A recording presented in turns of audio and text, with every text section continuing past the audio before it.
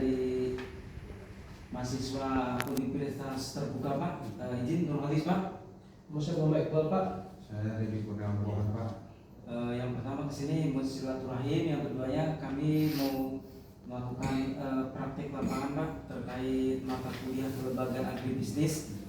Mungkin ada beberapa yang ingin saya sampaikan Pak terkait yang pertama analisis tentang deskripsi kelembagaan, struktur lembaga dan proses operasional di BPPL Batam ini Pak.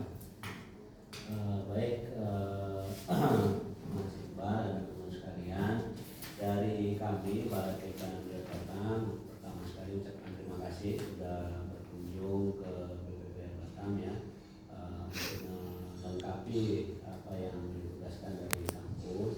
Yang pertama terkait analisa kelembagaan, kami merupakan unit pelaksana teknis dari Direktorat Jenderal Perikanan Budidaya.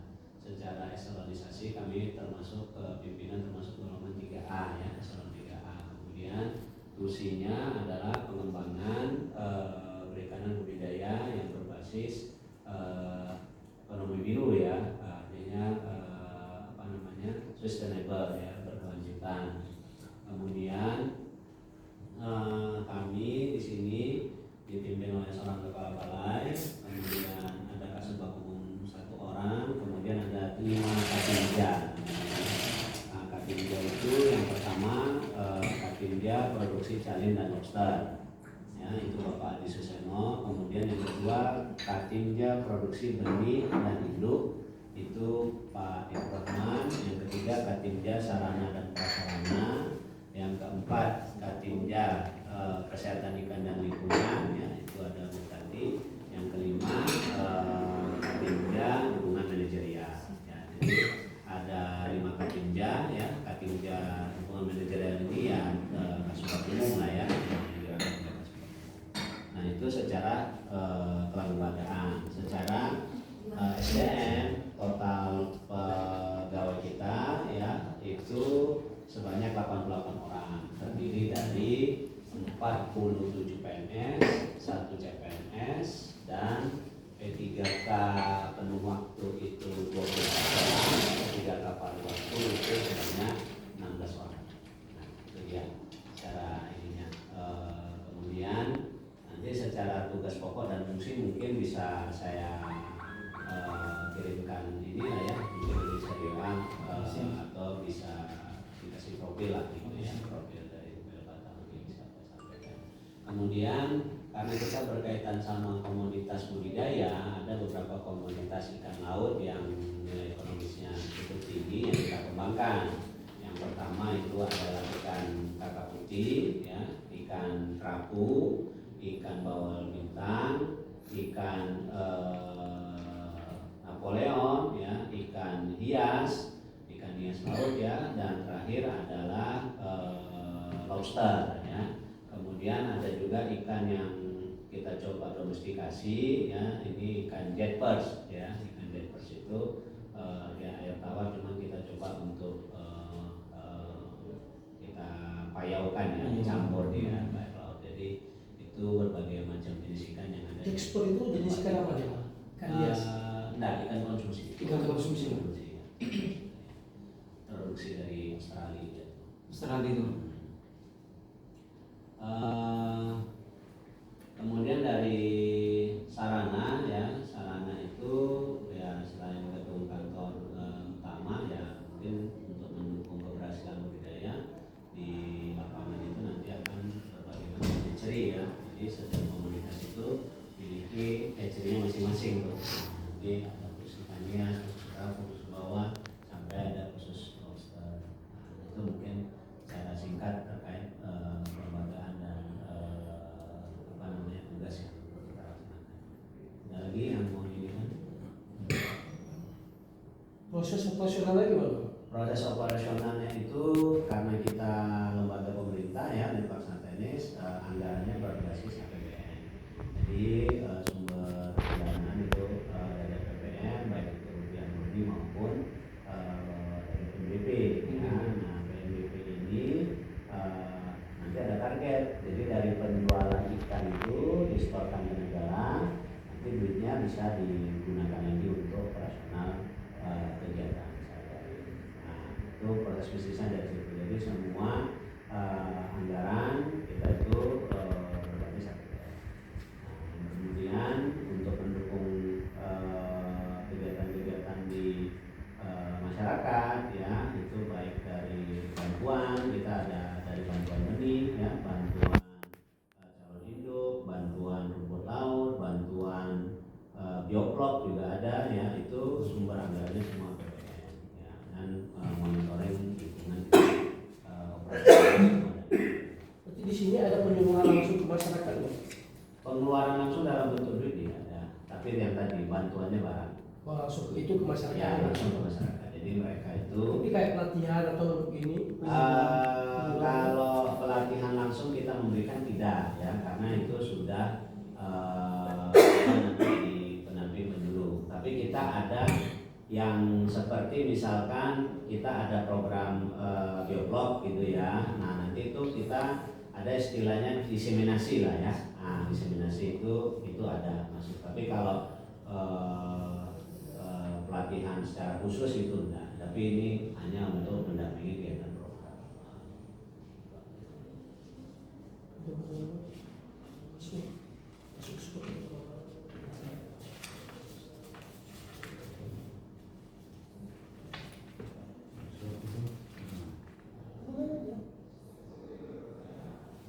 Ini Pak, kita masuk ke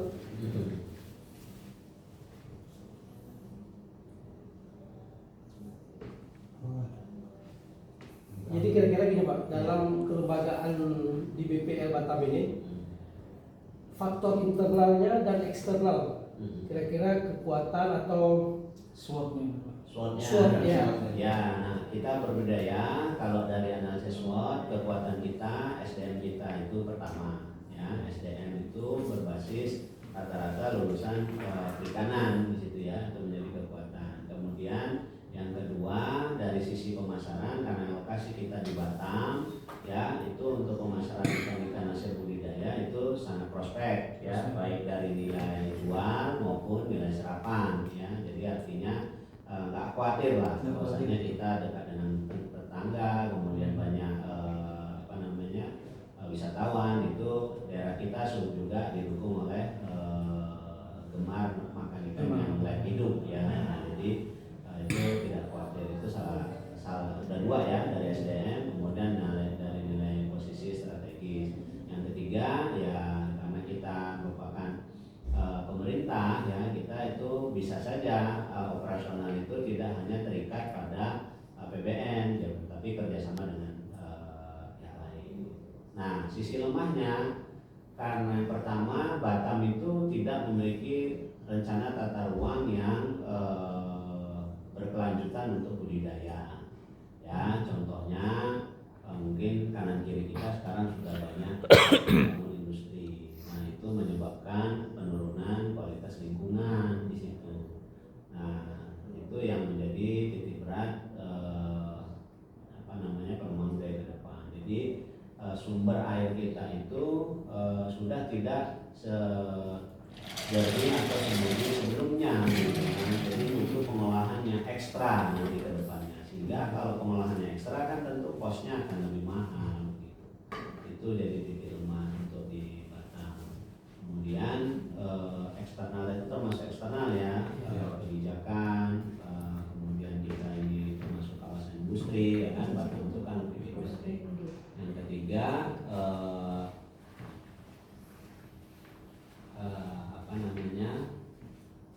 kebijakan yang AKP ya, secara umum ya saat ini dengan adanya pengaruh degradasi lingkungan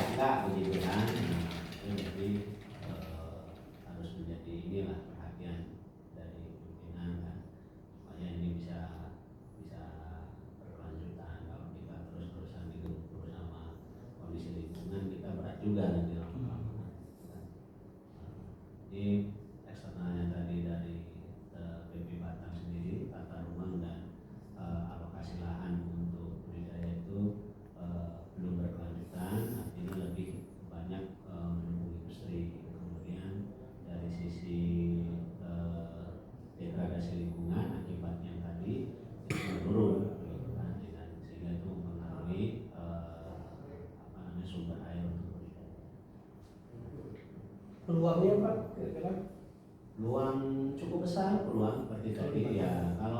Kalau ini dipertahankan ya kita kenapa cukup besar ya, target PMBP kita rata-rata di 1,3 miliar ya setahun. Jadi itu terpenuhi begitu.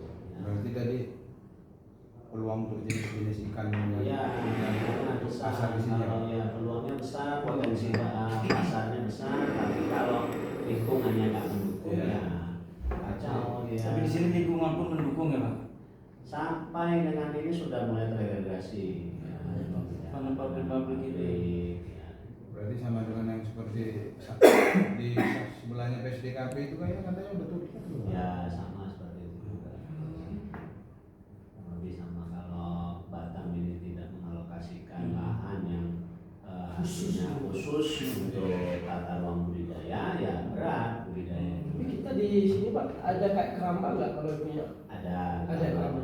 Nanti bisa lihat Oh, tapi dekat ini juga Pak? dekat. Oh, bukan yang maksudnya posisi Dekat. yang Nanti bisa lihat. Jadi satu dengan kantor ini Pak, nggak terpisah ya Pak. Karena di lautnya itu sudah kita hubungkan sama jembatan, jadi nggak harus naik kapal. Oh, ada jembatan. Ada jembatan apungnya ada.